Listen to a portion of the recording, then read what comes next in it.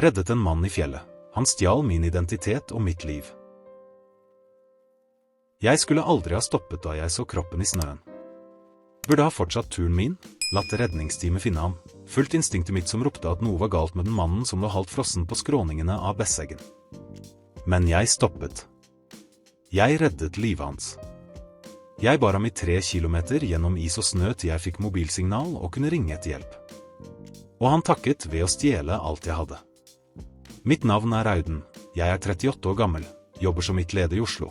Eller i det minste jobbet til for 3 måneder siden da jeg reddet en fremmed som het Leif, og han systematisk ødela hele livet mitt innenfra og ut. Alt begynte en lørdag i februar i år.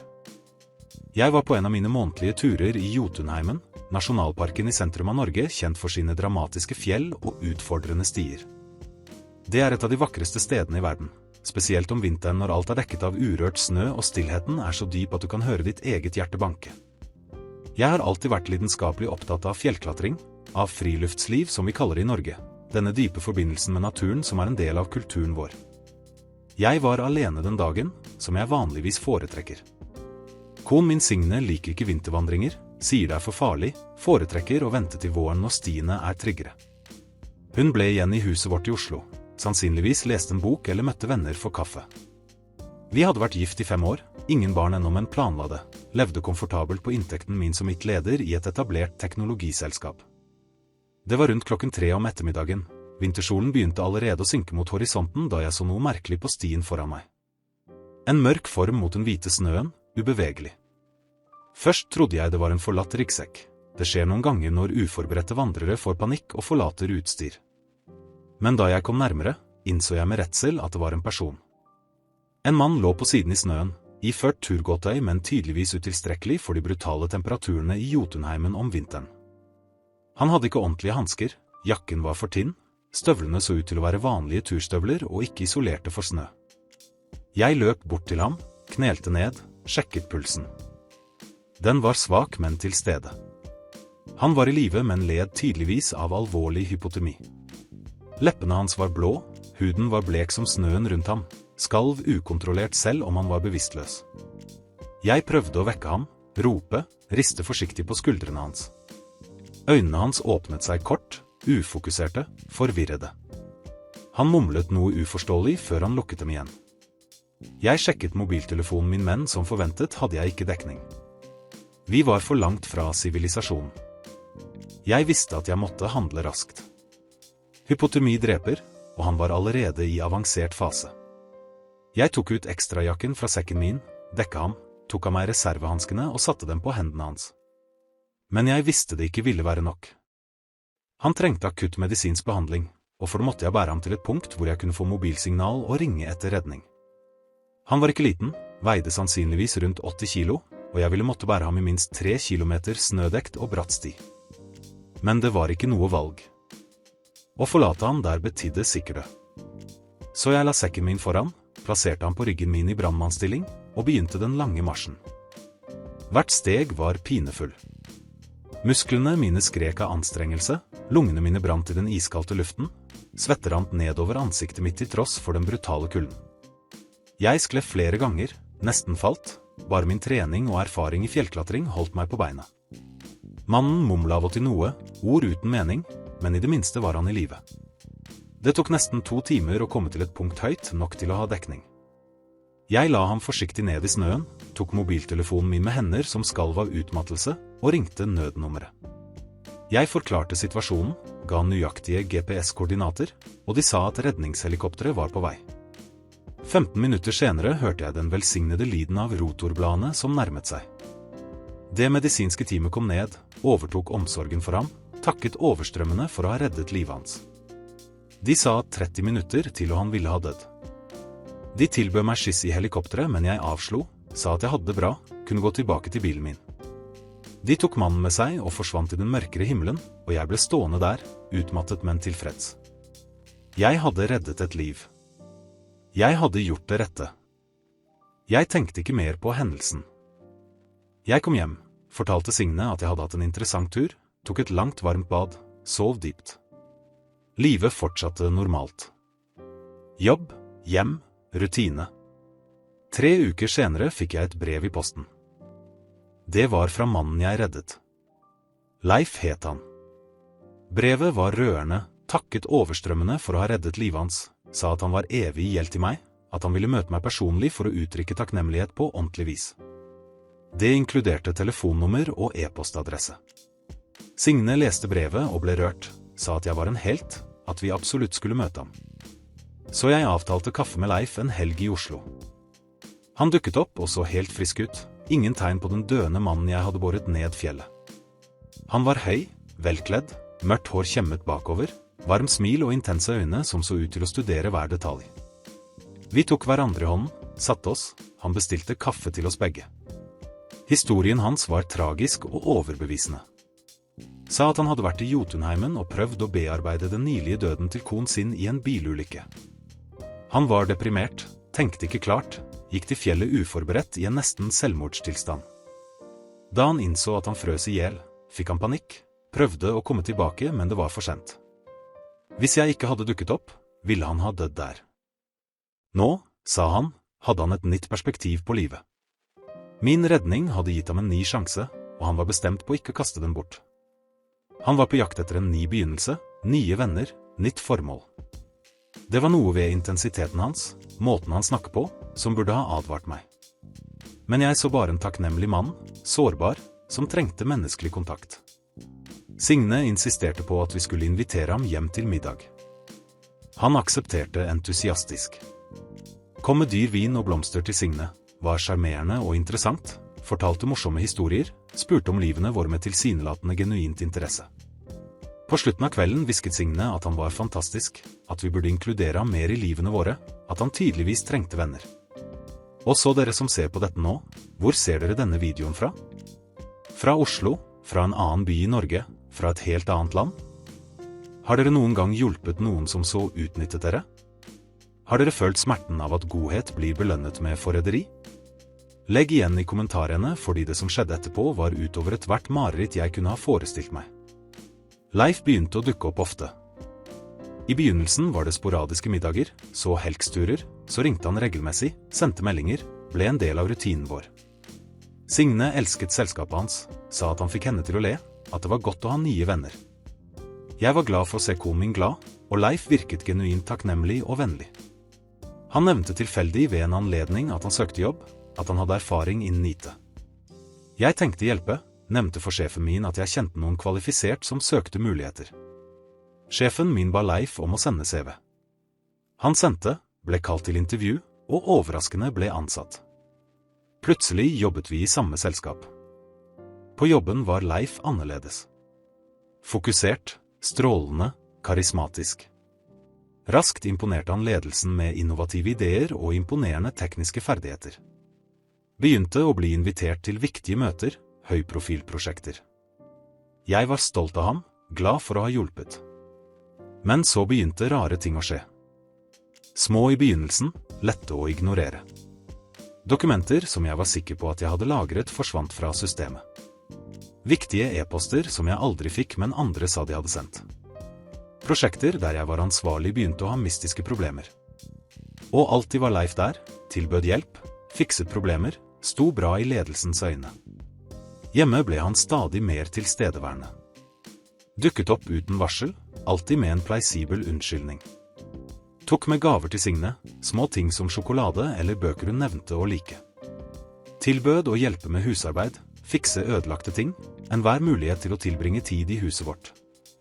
Jeg begynte å føle meg ukomfortabel, men klarte ikke å artikulere hvorfor. Da jeg nevnte for Signe at kanskje Leif var for involvert i livene våre, ble hun defensiv.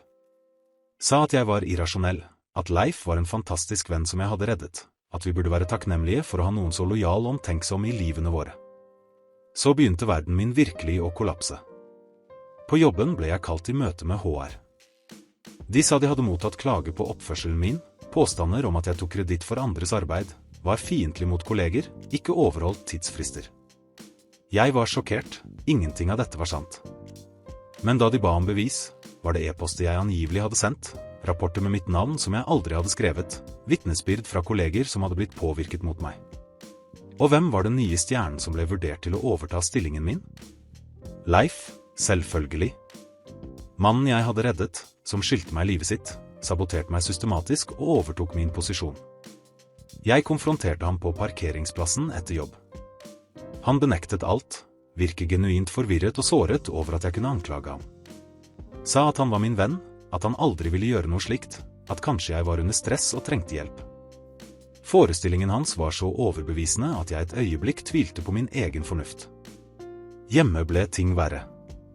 Signe begynte jobbsent, eller i det minste sa hun at hun jobbet. Når hun kom hjem, var hun fjern, distrahert. Tok telefonen og smilte til meldinger som hun raskt slettet. Når jeg spurte hva det var, sa hun det ikke var noe, bare en venninnegruppe. En kveld kom jeg hjem tidligere enn forventet. Jeg hørte stemmer i stuen, gjenkjente Leifs stemme. Jeg gikk inn og fant dem sittende veldig nær hverandre på sofaen, eller lå noe på laptopen hans. Da de så meg, beveget de seg raskt fra hverandre, men ikke før jeg så intimiteten i måten de satt på, måten hun så på ham. Jeg spurte hva Leif gjorde der. Signe sa uformelt at han hadde kommet for å hjelpe henne med et dataproblem. Men måten hun sa det på, måten hun unngikk øynene mine, fortalte meg at det var mer. Leif sa pent farvel, som om ingenting var galt, og dro. Jeg konfronterte Signe. Hun benektet noe upassende, ble sint over at jeg antydet noe, sa at jeg ble paranoid og sjalu. Men jeg visste. Ektemanninstinktet fortalte meg at noe var veldig galt. Jeg begynte å etterforske. Ansatte en privatdetektiv, noe jeg aldri trodde jeg ville gjøre. Bildene han brakte uker senere knuste hjertet mitt. Signe og Leif på romantiske restauranter. Gikk inn på hotell sammen. Kysset på parkeringsplassen. Konen min hadde et forhold til mannen jeg hadde reddet. Men det gikk lenger enn det. Etterforskeren oppdaget mer. Leif var ikke den han sa han var. Navnet var ekte, men historien var falsk. Han hadde ikke en kone som døde. Han var ikke deprimert i Jotunheimen. Han var da spesifikt på jakt etter et offer, noe med et godt hjerte som ville hjelpe ham, noe hvis liv han kunne infiltrere og overta. Oppdaget at Leif hadde en historikk. Han hadde gjort dette før, i andre byer, med andre familier. Han var en sofistikert sosiopat som identifiserte mål, skapte situasjoner der han ville virke sårbar og trengende, og deretter systematisk overtok livene deres. Jobb, kone, hus, identitet, alt. Og jeg hadde falt perfekt i fellen. Jeg hadde vært det perfekte målet. Medfølende, tillitsfull, veletablert, med en vakker kone og solid karriere. Alt han ville ha. Jeg tok bevisene til politiet. De viste interesse, men sa at det meste var vanskelig å bevise kriminelt. Forholdet til Signe var en sivil sak. Problemene på jobben var hun sa uten definitivt bevis. Når det gjaldt hans historikk, måtte de etterforske, men det ville ta tid. I mellomtiden fortsatte livet mitt å falle fra hverandre. Jeg ble oppsagt fra jobben under påstander om profesjonell oppførsel. Leif ble forfremmet til stillingen min. Signe ba om skilsmisse, sa at hun hadde blitt forelsket i Leif, at han forsto henne på måter jeg aldri gjorde, at hun forlot meg. Jeg prøvde å vise henne bevisene, sannheten om hvem Leif virkelig var. Men han hadde gjort så grundig jobb med å manipulere henne at hun ikke trodde. Sa at jeg fant opp ting av sjalusi og ondskap, at jeg ble besatt og farlig. Hun flyttet ut av huset vårt og flyttet inn i Leifs leilighet. Jeg ble igjen alene i huset vi hadde kjøpt sammen, uten jobb, uten kone, uten verdighet. Mannen jeg hadde reddet hadde bokstavelig talt stjålet alt. Og den mest djevelske delen var at han hadde gjort det på en måte der det så ut som om jeg var problemet. At jeg var den paranoide, den ustabile, den som ødela alt med min ubegrunnede sjalusi. Jeg falt inn i dyp depresjon. Uker gikk i tåke. Jeg forlot ikke huset, svarte ikke på telefonen, eksisterte bare. Venner prøvde å hjelpe, men jeg dyttet dem bort. Hvordan forklare noe så vanvittig, så umulig å tro på? Men så endret noe seg. Jeg fikk en telefon fra en advokat i Bergen. Han representerte familien til et annet offer for Leif, en mann ved navn Kristoffer som hadde nesten identisk historie til min reddet Leif i en nødssituasjon for år siden, tok ham inn i livet sitt, og Leif overtok systematisk alt. Jobb, kone, identitet. Kristoffer bygde nå sak mot Leif, samlet alle tidligere offre, samlet bevis. Med flere offre som presenterte identisk mønster, begynte politiet endelig å ta det på alvor. Identitetssvindel, manipulasjon, mulige straffesiktelser. Jeg møtte Kristoffer. Det var surrealistisk å høre min egen historie fra munnen til en annen person. Alle detaljene var skremmende like. Dramatisk redning, overdreven takknemlighet, gradvis infiltrasjon, systematisk sabotasje, tyveri av kone og karriere. Leif hadde perfeksjonert dette til en kunst. Vi slo oss sammen. Samlet bevis, bankkontoutskrifter, vitnesbyrd, hans historikk. Vi bygde en solid sak. Politiet utstedte endelig arrestordre på flere anklager om svindel og manipulasjon. Da de arresterte Leif, var Signe med ham. Hun så han bli lagt i håndjern, ført bort. Endelig, konfrontert med benektelig virkelighet, begynte hun å stille spørsmål. Etterforskeren politiet tok med seg viste henne de fullstendige bevisene. Hans historikk, andre ofre, mønstere. Jeg så realiseringen spre seg over ansiktet hennes. Redsel, skam, benektelse som ble til aksept. Hun hadde blitt manipulert av en mester sosiopat. Det var ikke kjærlighet hun følte, det var sofistikert psykologisk manipulasjon. Han hadde identifisert sårbarhetene hennes uoppfylte behov, og utnyttet perfekt. Hun prøvde å be om unnskyldning. Kom til huset, gråt, ba om tilgivelse. Sa at hun ikke visste, at hun hadde blitt lurt, at hun fortsatt elsket meg. Men hvordan kunne jeg tro? Hvordan kunne jeg stole på henne igjen etter at hun valgte ham over meg, ikke trodde på meg da jeg prøvde å advare henne? Skilsmissen fortsatte. Hun bestred ikke, aksepterte minimale vilkår, tydelig ødelagt av skyld. Leif møtte flere straffesiktelser. Med bevis fra flere ofre var saken sterk. Aktor var trygg på domfellelse. Jeg fikk ny jobb, et annet selskap som ikke hadde blitt forurenset av Leif. Jeg begynte i terapi for å bearbeide traume av å ha blitt så fullstendig manipulert og forrådt. Sakte, smertefullt, begynte jeg å gjenoppbygge livet. Hva lærte jeg av alt dette? At godhet kan utnyttes. At sosiopater eksisterer og er mer sofistikerte enn vi forestiller oss. At å redde noen ikke betyr at de er verdige å redde. At å stole blindt, selv på mennesker som virker takknemlige, kan være farlig. Jeg lærte også om røde flagg jeg ignorerte. Måten Leif inserterte seg selv så raskt i livene våre. Intensiteten hans. Hvordan han alltid var der, alltid hjalp, alltid gjorde seg selv uunnværlig. Hvordan han isolerte Signe fra hennes egne oppfatninger, fikk henne til å tvile på egne følelser når noe virket galt. For dere som ser på, hvis noen kommer inn i livet ditt på dramatisk vis, blir bestevenn umiddelbart, virker for god til å være sant, vær forsiktig. Sosiopater er mestere i å skape falske forbindelser, i å virke sårbare og takknemlige mens de planlegger å overta livet ditt. Etabler grenser.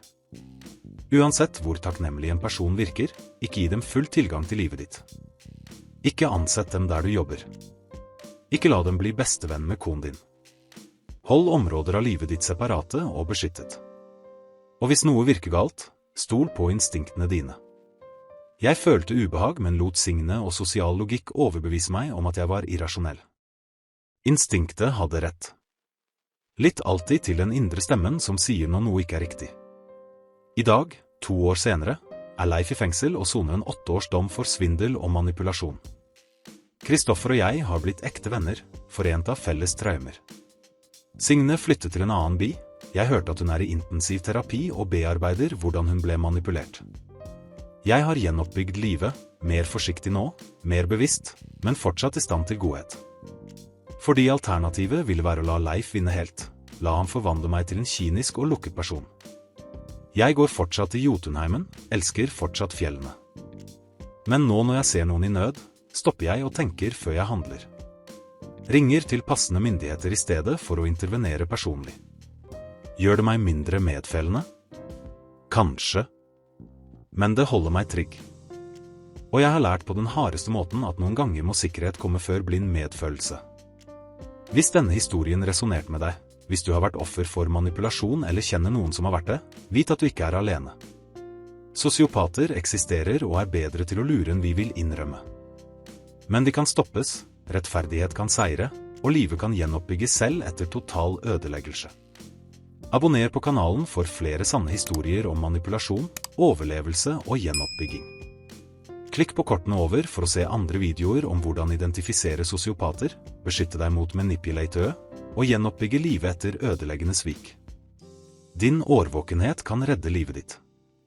Takk for at du lyttet til historien min og lærte av min feil. La aldri godhet gjøre deg blind for virkelig fare.